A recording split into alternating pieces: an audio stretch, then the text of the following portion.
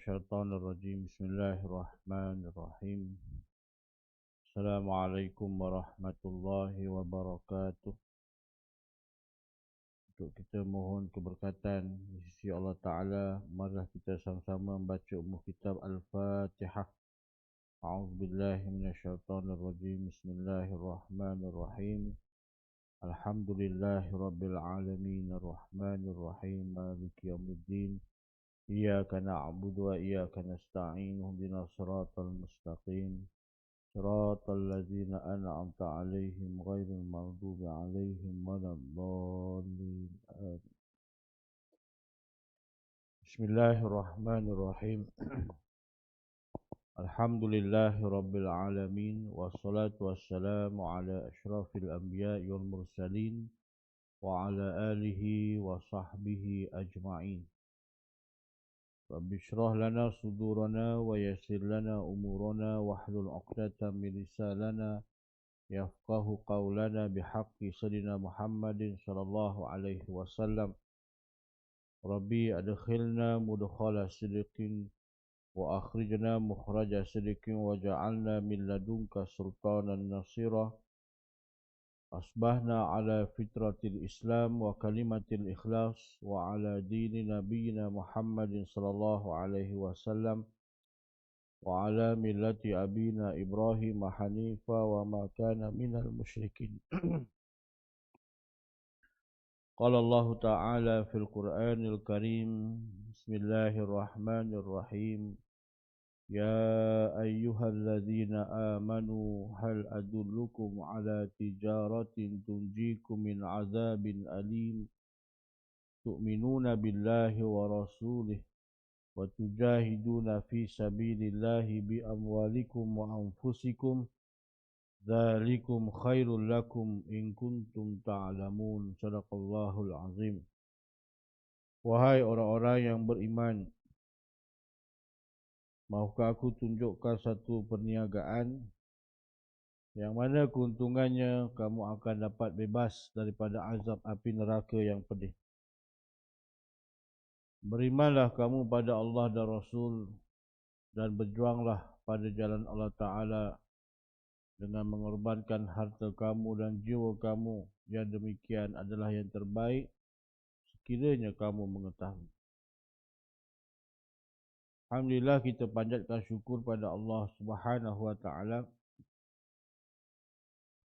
kerana dengan izinnya, dengan hidayahnya, tuan-tuan semua kita dapat hadir ke rumah Allah Ta'ala ini untuk kita sama-sama solat fardu subuh secara berjemaah.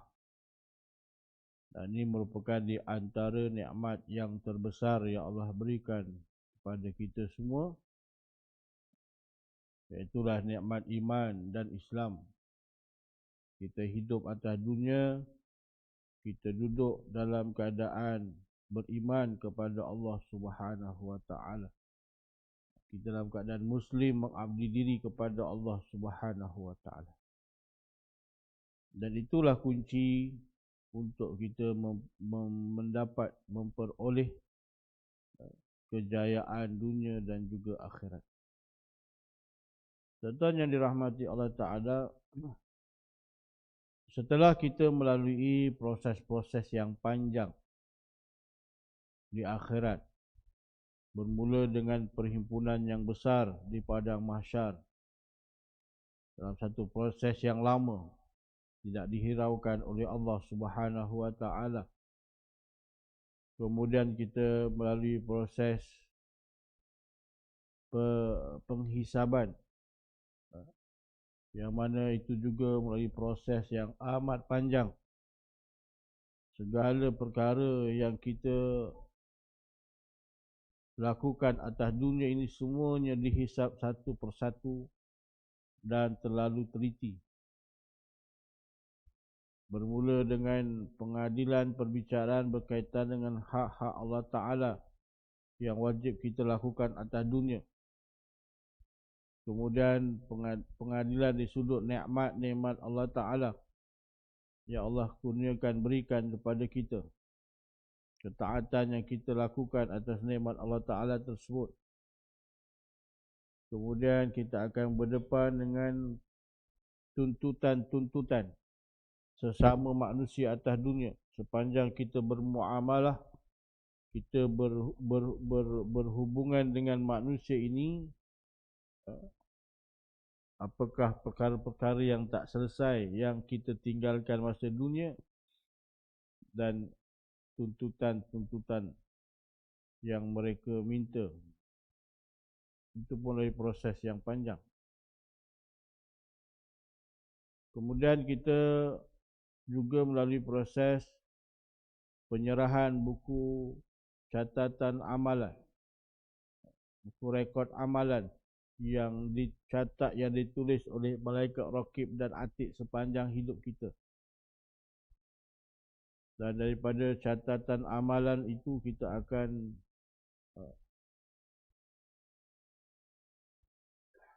bertanggungjawab atas segala yang tercatat di situ.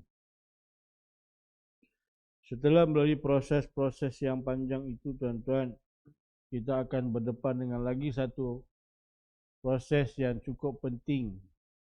Satu masa, satu saat yang amat getir, iaitulah kita akan melalui proses timbangan amal kita yang disebut sebagai mizan di akhirat. Dan timbangan mizan ini juga merupakan satu waktu yang mana kita akan menjadi penentu terakhir. Timbangan mizan akhirat ini yang menentukan mana yang berat, sama ada amal kebaikan ataupun amal kejahatan yang berat. Ini merupakan peluang terakhir untuk kita selamat daripada azab api neraka.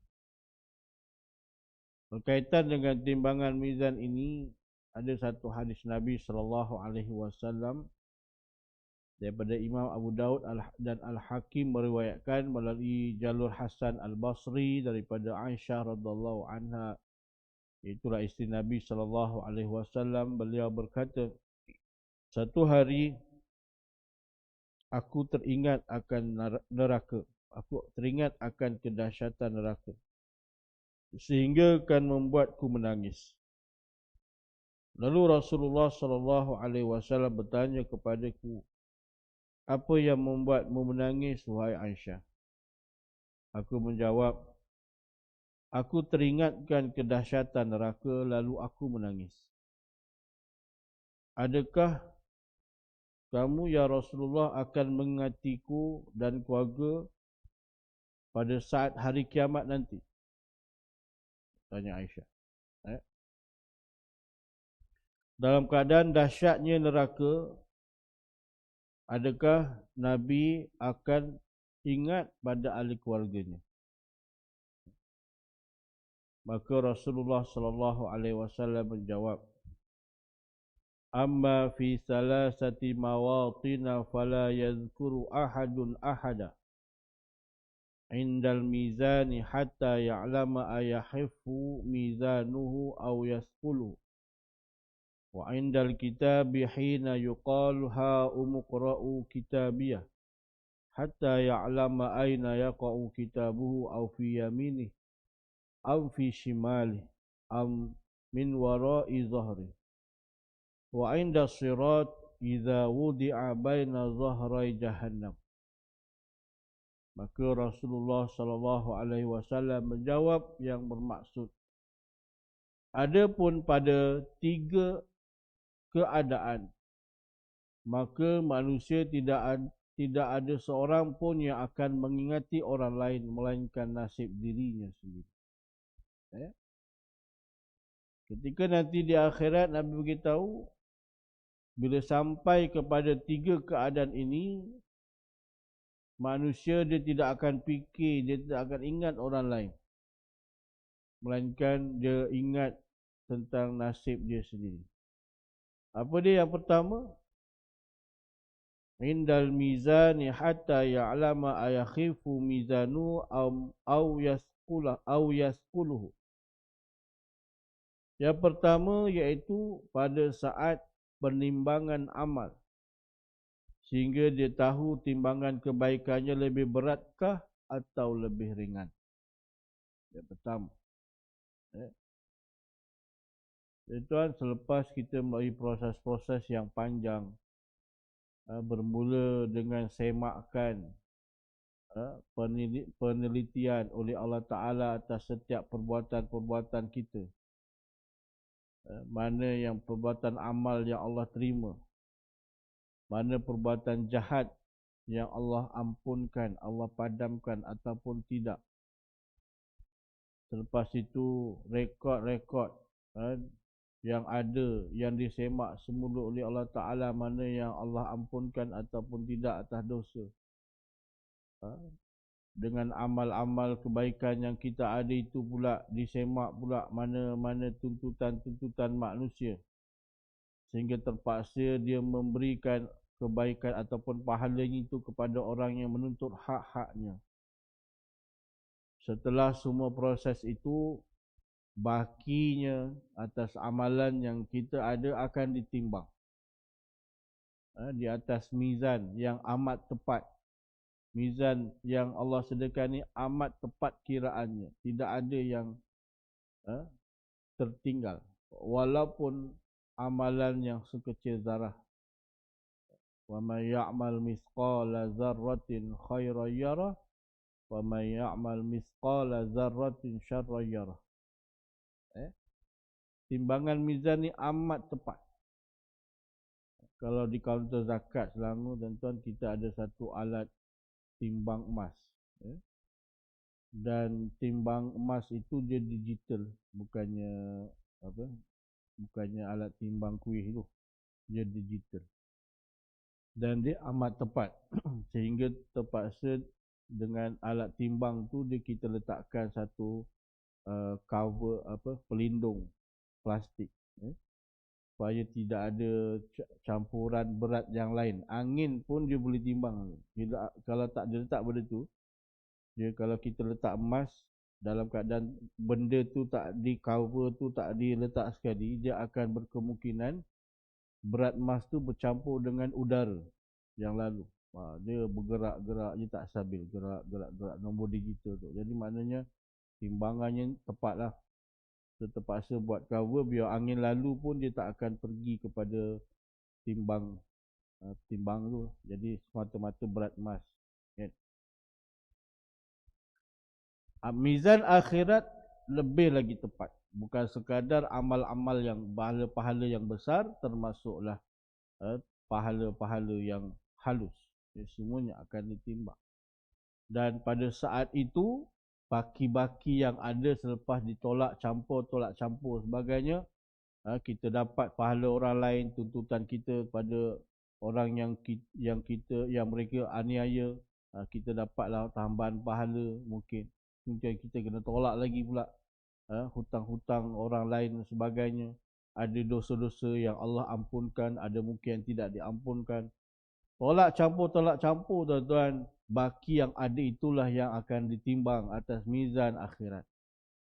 Dan pada saat mizan akhirat itu bergerak, Allah alam macam mana keadaannya, kita buat bayangan mudahlah antara kebaikan dan kejahatan. Di waktu mizan ini bergerak untuk menentukan mana yang berat, amal soleh, pahala yang beratkah ataupun dosa yang beratkah. Dan pada waktu itu, tuan-tuan, kita tidak akan fikir nasib orang lain. Kita akan fikir nasib kita sendiri. Selepas baki-baki tolak campur itu, kalaulah mizan bahagian kebaikan itu yang lebih berat, maka itulah menentukan dia menjadi ahli syurga. Tetapi sebaliknya, kalau mizan itu yang memberatkannya ialah dosanya, maka bagi seorang Muslim, dia perlu dibersihkan dulu dosa itu sebelum masuk ke syurga.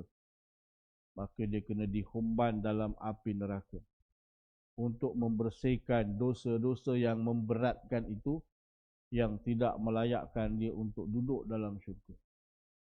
Berapa lama untuk dibersihkan dosa-dosa tersebut?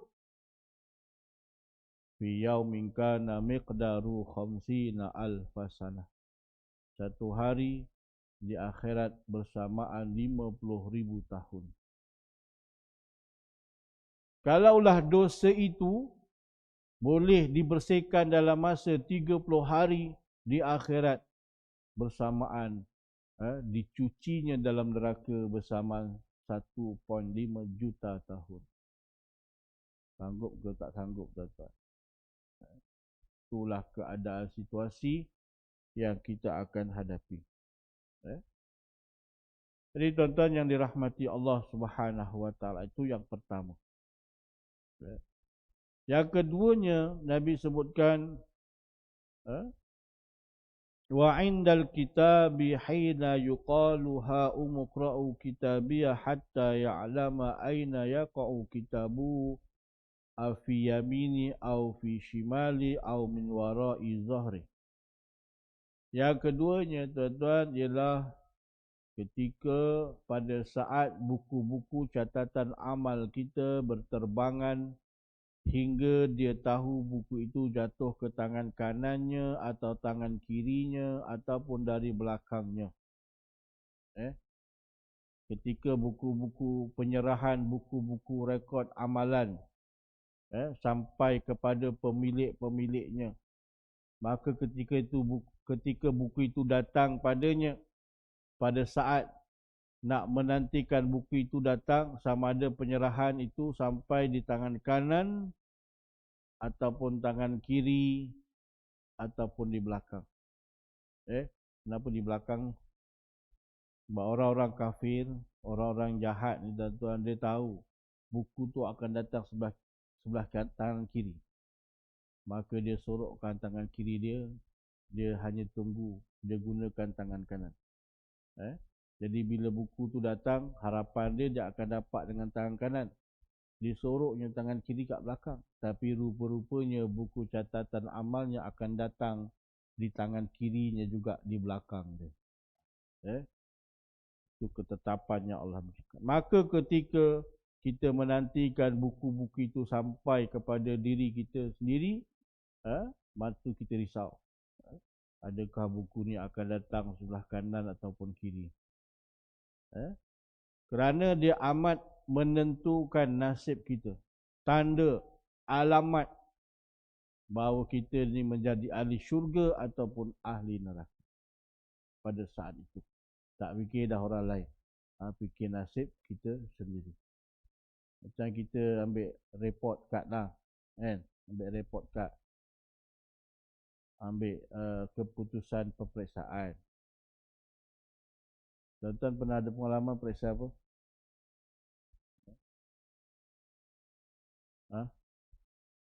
Stamp. Ambil lah keputusan ujian memandu lah. Semua orang pernah ada rasa kan?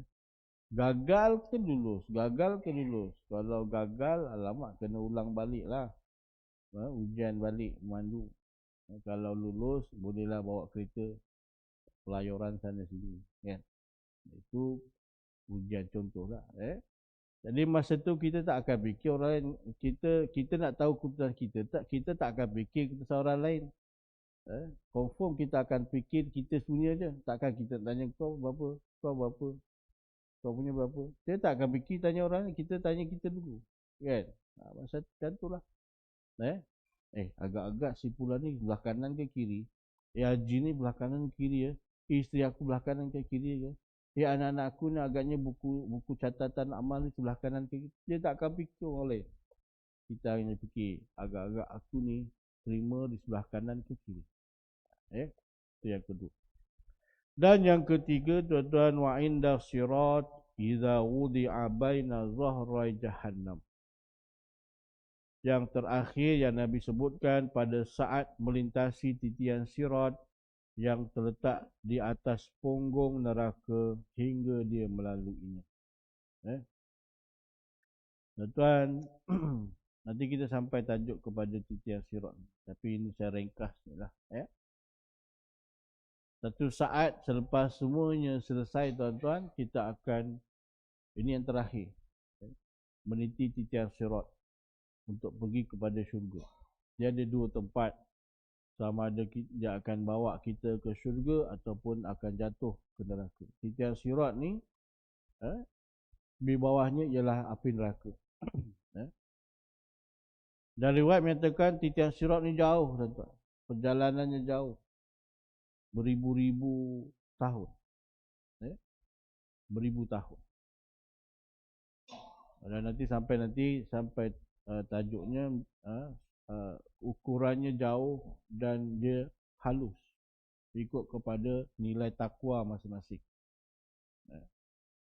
Yang akan membantu kita untuk meniti tiang sirat kita ialah amal kita. Dalam keadaan gelap gelita, tak nampak jalan, siapa yang akan membantu kita meniti tiang sirat ialah amal-amal kita. Wuduk, anggota-anggota wuduk kita akan bercahaya menjadi lampu suluh untuk kita meniti tiang sirat. Ada yang wajah anggota wuduknya bercahaya. Anggota wuduk ni apa, tuan-tuan? Muka, tangan, kedua tangan, kedua kaki, telinga, rambut. Semua anggota wuduk ni, wuduk yang sempurna akan bercahaya.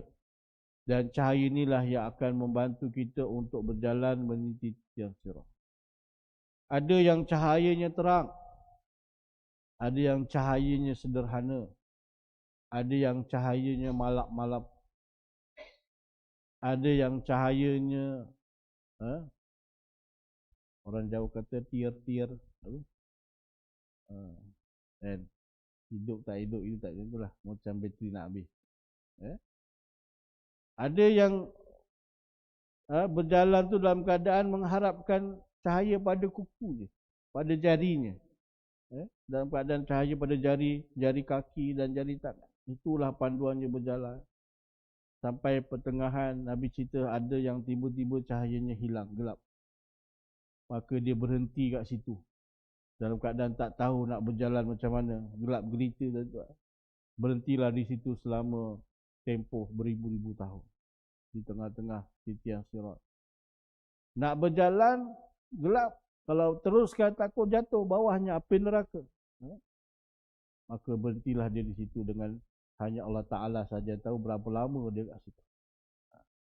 Dalam keadaan kita bersorangan sendirian meniti tiang sirat ni, tuan-tuan, pada masa tu kita tak akan fikir nasib isteri kita, tak akan fikir nasib anak-anak kita, tak akan fikir nasib jiran tetangga kita, melainkan kita hanya fikir nasib kita sendiri.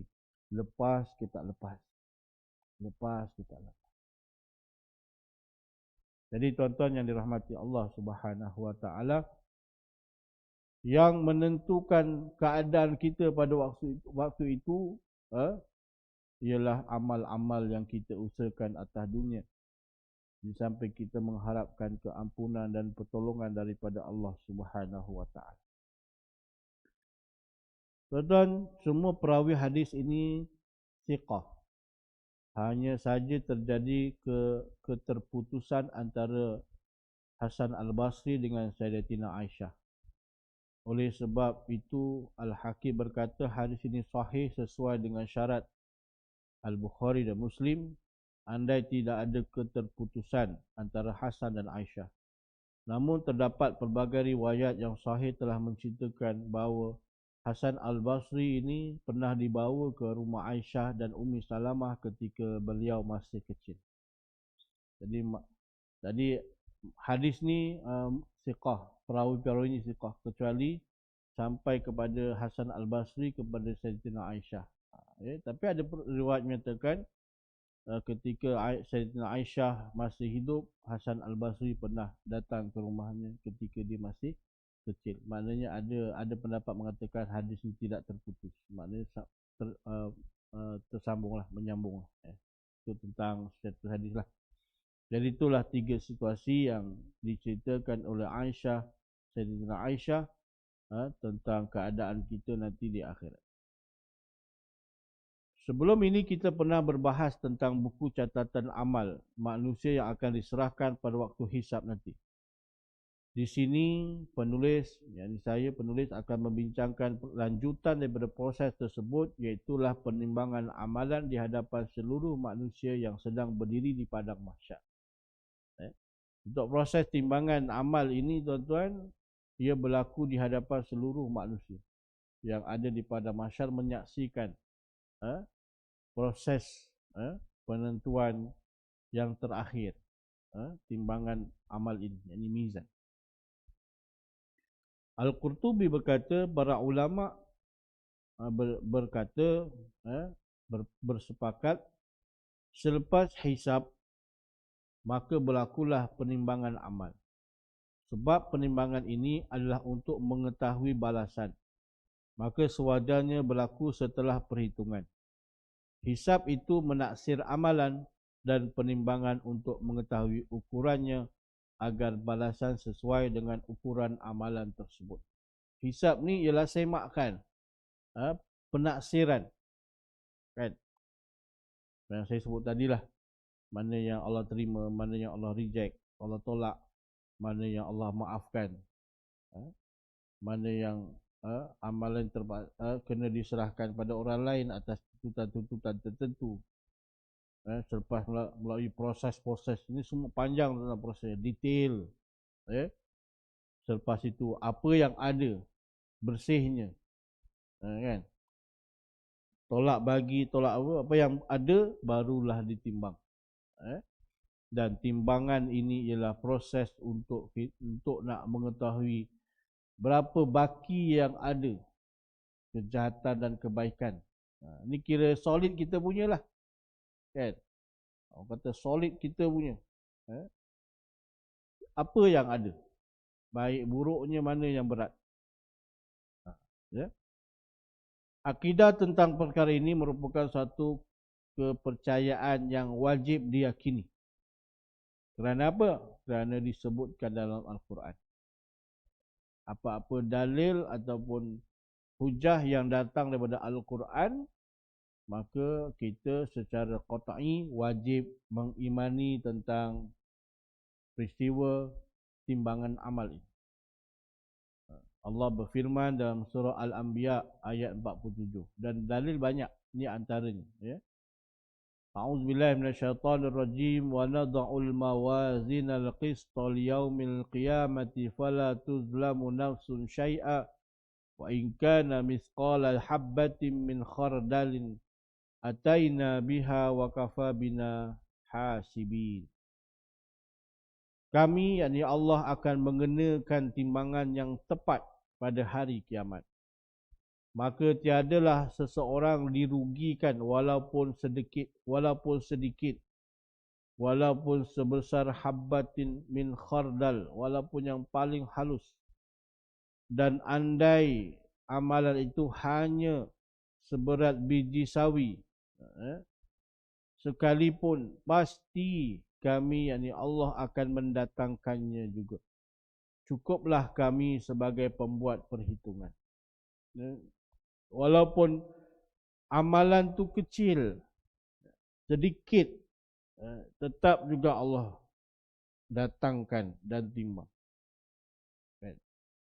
Walaupun sekadar kita hanya memberikan senyuman kepada saudara kita, menjadikan dia rasa bahagia, maka itu pun satu kebaikan yang Allah akan datangkan untuk ditimbang. Walaupun sekadar ada niat yang ikhlas dalam hati untuk melakukan kebaikan, mendoakan saudara kita dalam hati, itu pun, sehalus itu pun Allah akan datangkan untuk ditimbang. Semuanya, tidak ada tersisa, tertinggal walaupun sedikit. Semuanya akan ditimbang, baki-baki yang ada. Hadis-hadis Nabi SAW yang menyebut tentang timbangan ini juga sangat banyak. Saya memilih sebuah riwayat dalam kitab Az-Zuhud, karangan Syekh Abdullah Al-Mubarak, daripada Salman Al-Farisi, katanya, diletakkan timbangan pada hari kiamat. Andai langit dan bumi diletakkan di atasnya, nescaya ia cukup luas untuk kedua-duanya. Para malaikat bertanya, Ya Rabb, wahai Tuhan, untuk siapa timbangan ini? Allah SWT menjawab, untuk makhluk yang aku kendaki. Para malaikat berkata, Maha suci Engkau, kami belum menyembahmu dengan sebenar-benar sembahan, ibadah. Nabi beritahu bahawa timbangan ini, mizan ini, tuan-tuan, kalaulah diletakkan bumi dan seluruh langit atas timbangan ini, maka cukup muat, tuan-tuan, untuk diletakkan. Dan masih ada lagi ruang. Maknanya timbangan mizan ni satu yang amat besar, cukup bumi dan seluruh langit. Apatah lagi dengan amal-amal yang dilakukan oleh seluruh manusia.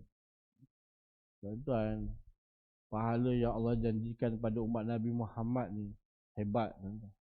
Umat-umat terdahulu, satu amalan satu pahala, satu ibadah satu pahala, satu kebaikan satu pahala.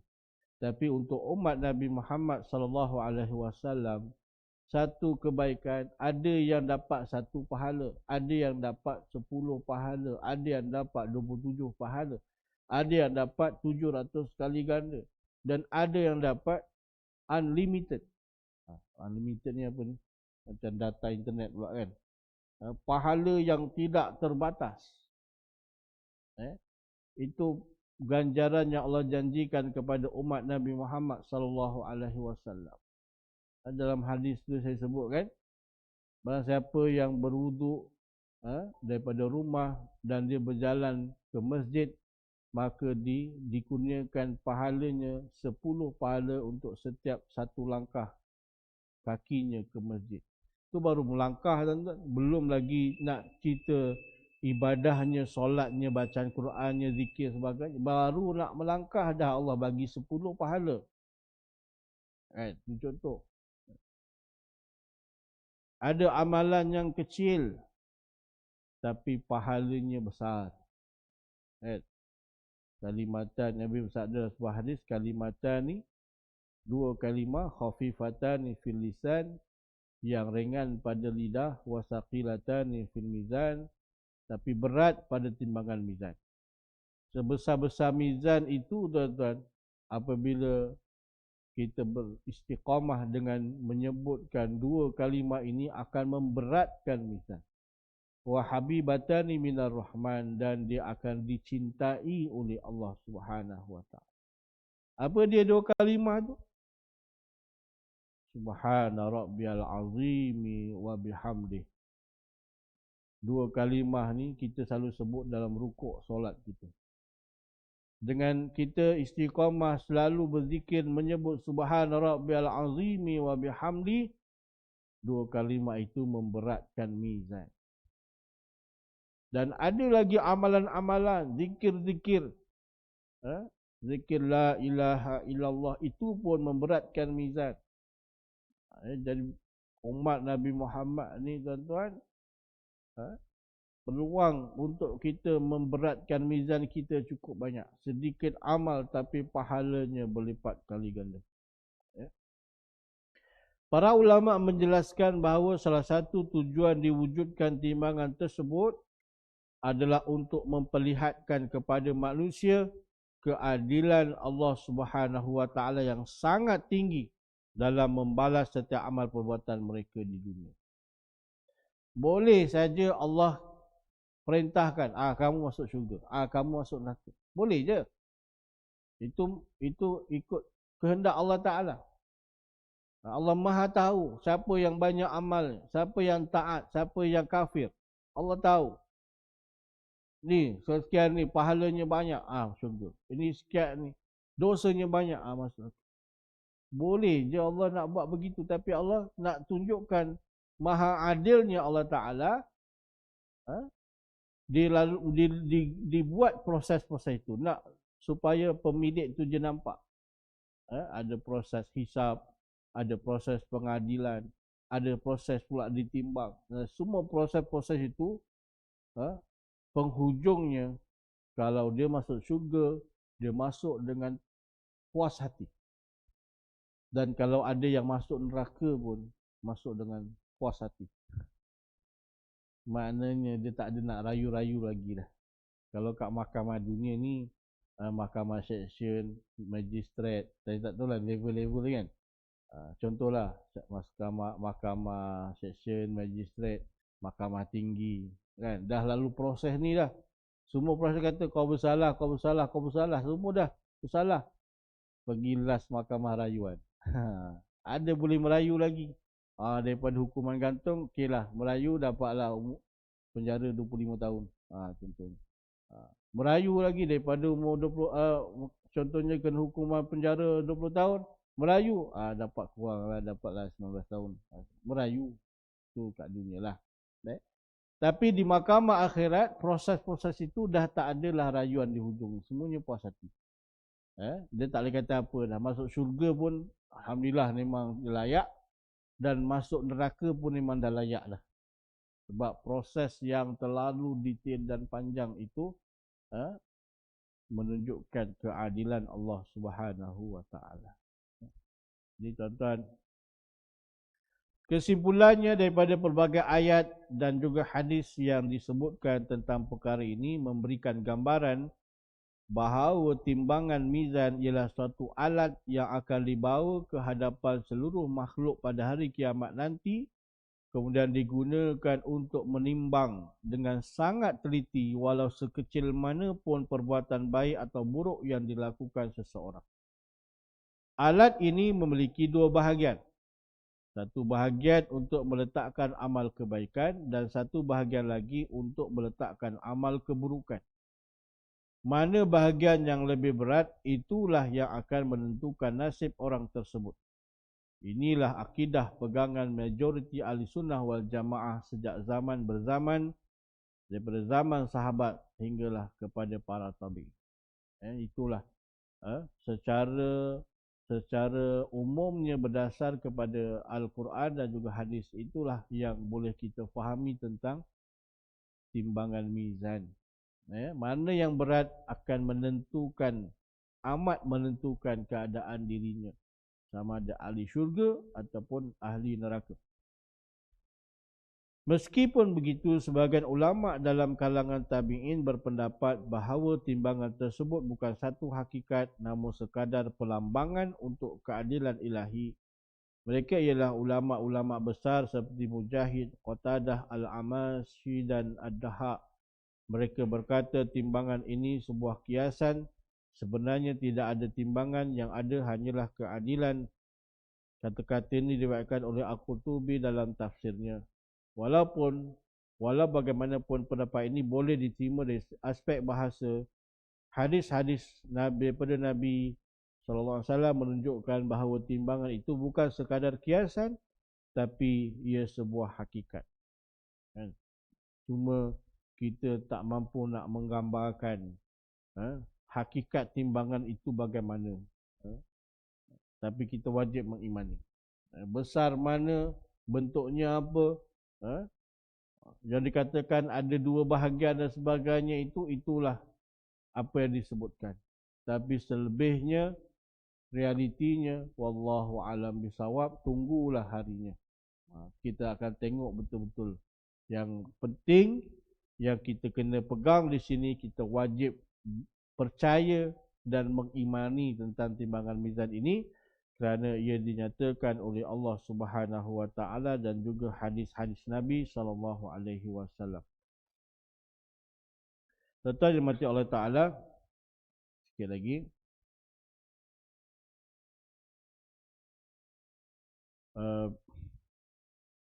Imam Abu Ishaq Ibrahim bin Ahmad Al-Zajjaj, pakar bahasa dan ahli tafsir ternama, berkata ucapan ini memang boleh terima dari segi bahasa, namun lebih utama mengikut hadis-hadis sahih yang menyebut adanya timbangan.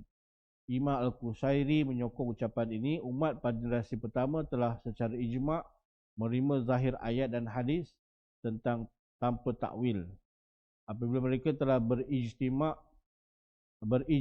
seperti itu, maka wajib bagi kita untuk menerima zahirnya, dan zahir ini seolah-olah telah menjadi nas. Majoriti ahli sunnah wal jamaah meyakini sepenuh hati adanya mizan yang akan menimbang amal perbuatan manusia sebagaimana tersebut dalam Al-Quran dan juga hadis, sambil menyerahkan hakikat, bentuk dan sifat alat tersebut kepada Allah Ta'ala. Imam Al-Baihaqi dalam kitab Al-I'tiqad berkata, meyakini adanya timbangan mizan adalah satu kewajipan atas dalil yang telah disebutkan. Jadi tuan-tuan yang dirahmati Allah SWT, maka kesimpulannya daripada perbincangan awal kita pada hari ini berkaitan dengan timbangan mizan, maka kita sebagai orang Muslim, orang yang beriman kepada Allah Ta'ala dan Rasulnya, maka wajib untuk kita tanamkan dalam keyakinan dan iman kita bahawa perkara berkaitan dengan timbangan mizan ini benar-benar wujud dan akan berlaku berdasar kepada dalil-dalil Al-Quran dan juga hadis Nabi SAW. Dan orang yang mengingkari, menolak tentang mizan ini, bermakna dia telah menolak dalil Al-Quran dan juga hadis dan boleh menjadi jatuh kepada kafir, kufur. Mudah-mudahan kita mendapat pengajaran yang besar daripada perkara ini berkaitan dengan mizan, dan mudah-mudahan Allah letakkan kita dalam golongan hamba-hamba Allah Ta'ala yang berat kebaikan dalam mizan akhirat, insya-Allah. Dan insya-Allah pada bulan depan biiznillah dengan izin Allah Ta'ala kita akan lihat sedikit tentang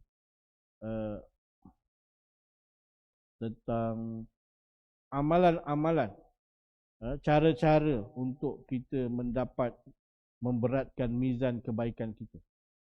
Itu berdasar kepada beberapa hadis-hadis Nabi SAW. Bagaimana, apakah amalan-amalan sesuai untuk supaya mizan akhirat kita beratnya pada timbangan kebaikan. Itu kita akan kongsikan pada bulan hadapan, insya-Allah. Jadi tuan-tuan mati Allah Ta'ala, sekadar itu saja yang dapat saya sampaikan pada pagi ini. Ampun dan maaf atas segala kekurangan dan kelemahan. Hakikatnya ia datang daripada Allah Ta'ala, dan saya menyeru pada diri saya dan juga tuan-tuan dan puan-puan para jemaah sekalian untuk kita sama-sama mempertingkatkan keimanan kita dengan kita memperbanyakkan amal-amal soleh, melaksanakan segala apa yang Allah perintahkan dan tinggalkan segala apa yang Allah larang, untuk kita mendapat redha Allah Ta'ala di dunia, lebih-lebih lagi keredaan di akhirat, untuk kita dimasukkan dalam golongan hamba-Nya yang Allah cintai, insya-Allah. Barakallahu li wa lakum fil Qur'anil azim, wa nafa'ani wa iyyakum bima fihi minal ayati wa zikril hakim, wa taqabbala minni wa minkum tilawatahu innahu huwas samiul alim. Aqulu qouli hadza wa astaghfirullahal azim li wa lakum. Wassalamualaikum warahmatullahi taala wabarakatuh. Kita akhiri dengan tasbih kafarah dan surah wal asr. Subhanallah wa bihamdi, subhanallah wa bihamdika, asyhadu an la ilaha illa anta, astaghfiruka wa atubu ilaik. Bismillahirrahmanirrahim. Wal asri innal insana lafi khusr illa alladziina amanu wa 'amilus solihati wa tawassaw bil haqq wa tawassaw bis sabr. Sekian, wassalamualaikum warahmatullahi wabarakatuh.